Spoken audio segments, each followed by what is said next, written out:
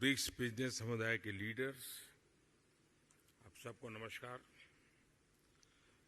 मुझे खुशी है कि दक्षिण अफ्रीका की भूमि पर रखते ही हमारे कार्यक्रम की शुरुआत ब्रिक्स बिजनेस फोरम से हो रही है। सबसे पहले मैं राष्ट्रपति रामाफोसा को उनके निमंत्रण और इस बैठक के आयोजन के लिए बहुत बहुत धन्यवाद देता हूं। ब्रिक्स बिजनेस काउंसिल को 10वीं वर्षगांठ पर बहुत बहुत बधाई और शुभकामनाएं देता हूं। पिछले 10 वर्षों में ब्रिक्स बिजनेस काउंसिल ने हमारे आर्थिक सहयोग को बढ़ाने में बहुत महत्वपूर्ण भूमिका निभाई है।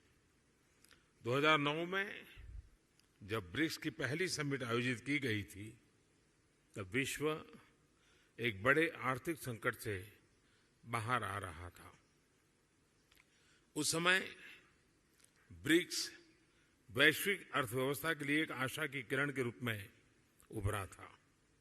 वर्तमान समय में भी कोविड महामारी, तनावों और विवादों के बीच विश्व आर्थिक चुनौतियों से जूझ रहा है। ऐसे समय में ब्रिक्स देशों के एक बार फिर महत्वपूर्ण भूमिका है। फ्रेंड्स, वैश्विक अर्थव्यवस्था में उथल-पुथल के बावजूद भारत आज विश्व की फास्टेस्ट ग्रोइंग मेजर इकोनॉमी है। जल्द ही भारत $5 ट्रिलियन इकोनॉमी बन जाएगा। इस बात में कोई संदेह नहीं कि आने वाले वर्षों में भारत विश्व का ग्रोथ इंजन होगा। ये इसलिए है क्योंकि भारत ने आपदा और मुश्किलों के समय को आर्थिक सुधार के अवसर में परिवर्तित किया। पिछले कुछ वर्षों में हमने मिशन मोड में जो रिफॉर्म्स किए हैं, उनसे भारत में ईज ऑफ डूइंग बिजनेस में लगातार बढ़ोतरी हुई है। हमने कंप्लायंस बर्डन को कम किया है, रेड टेप को हटाकर रेड कारपेट बिछा रहे हैं। जीएसटी और इंसॉल्वेंसी एंड बैंक्रप्सी कोड के लागू होने से इन्वेस्टर कॉन्फिडेंस बढ़ा है। रक्षा और अंतरिक्ष जैसे क्षेत्र जिनको प्रतिबंधित माना जाता था, आज प्राइवेट सेक्टर के लिए खोल दिए गए हैं। हमने पब्लिक सर्विस डिलीवरी और गुड गवर्नेंस पर विशेष रूप से ध्यान केंद्रित किया है। टेक्नोलॉजी के इस्तेमाल से भारत ने फाइनेंशियल इंक्लूजन की और एक बड़ी छलांग लगाई है। इसका सबसे अधिक लाभ हमारी ग्रामीण महिलाओं को मिला है।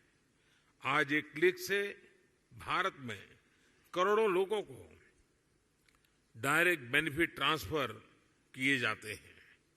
अब तक $360 बिलियन से भी अधिक ऐसे ट्रांसफर किए जा चुके हैं।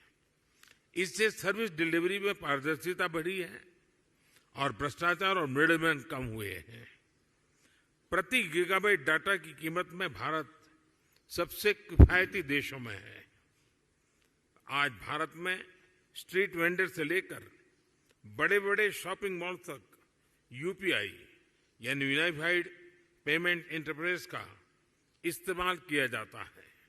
आज विश्व के सबसे अधिक डिजिटल ट्रांजैक्शन वाला देश भारत है। यूएई, फ्रांस, सिंगापुर जैसे देश इस प्लेटफॉर्म के साथ जुड़े हैं। ब्रिक्स देशों के साथ भी इस पर काम करने के लिए अनेक संभावनाएं हैं।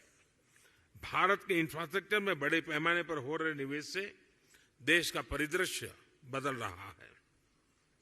इस वर्ष के बजट में हमने इंफ्रास्ट्रक्चर के लिए लगभग $120 बिलियन का प्रावधान रखा है। इस निवेश के माध्यम से हम भविष्य के एक नए भारत की मजबूत नींव रख रहे हैं।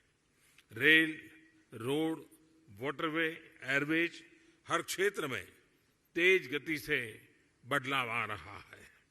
आज भारत में 10,000 किलोमीटर प्रति वर्ष की रफ्तार से नए हाईवे बन रहे हैं। पिछले 9 वर्ष में एयरपोर्ट की संख्या दोगुनी हुई है। निवेश और उत्पादन को बढ़ाने के लिए हमने प्रोडक्शन लिंक इंसेंटिव स्कीम्स लागू की हैं। लॉजिस्टिक्स कॉस्ट कम होने से भारत का मैन्युफैक्चरिंग सेक्टर कॉम्पिटिटिव हो रहा है। रिन्यूएबल एनर्जी के क्षेत्र में भारत वर्ल्ड लीडर में से एक है। हम भारत को solar energy, wind energy, electric vehicles, green hydrogen, green ammonia जैसे क्षेत्रों में ग्लोबल मैन्युफैक्चरिंग हब बनाने के लिए सक्रिय रूप से कदम उठा रहे हैं। स्वाभाविक है कि इससे भारत में रिन्यूएबल टेक्नोलॉजी का एक बड़ा मार्केट बनेगा। आज भारत में विश्व का तीसरा सबसे बड़ा स्टार्टअप इकोसिस्टम है। भारत में इस समय 100 से भी अधिक यूनिकॉर्न है।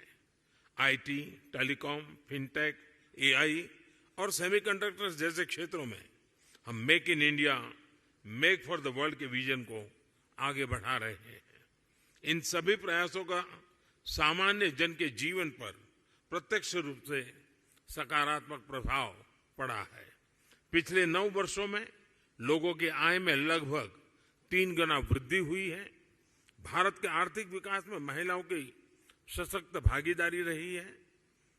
आईटी से लेकर स्पेस तक, बैंकिंग से लेकर हेल्थ केयर तक महिलाएं पुरुषों के साथ कंधे से कंधा मिलाकर देश की प्रगति में योगदान दे रही है। भारत के लोगों ने 2047 तक एक विकसित राष्ट्र बनाने का संकल्प लिया है। फ्रेंड्स, मैं आप सभी को भारत की विकास यात्रा में शामिल होने के लिए आमंत्रित करता हूं। कोविड महामारी ने हमें रेजिलिएंट और इंक्लूसिव सप्लाई चेन्स के महत्व को सिखाया है। इसके लिए आपसी विश्वास और पारदर्शिता बहुत ही महत्वपूर्ण है। हम एक दूसरे की ताकतों को जोड़कर पूरे विश्व, खासतौर पर ग्लोबल साउथ के कल्याण में महत्वपूर्ण योगदान दे सकते हैं। एक्सेलेंसी, मैं एक बार फिर ब्रिक्स बिजनेस जगत के लीडर्स को उनके योगदान के लिए बधाई देता हूं। इस मीटिंग के शानदार आयोजन के लिए मैं मेरे मित्र राष्ट्रपति रामाफोसा का भी आभार व्यक्त करता हूं। बहुत बहुत धन्यवाद।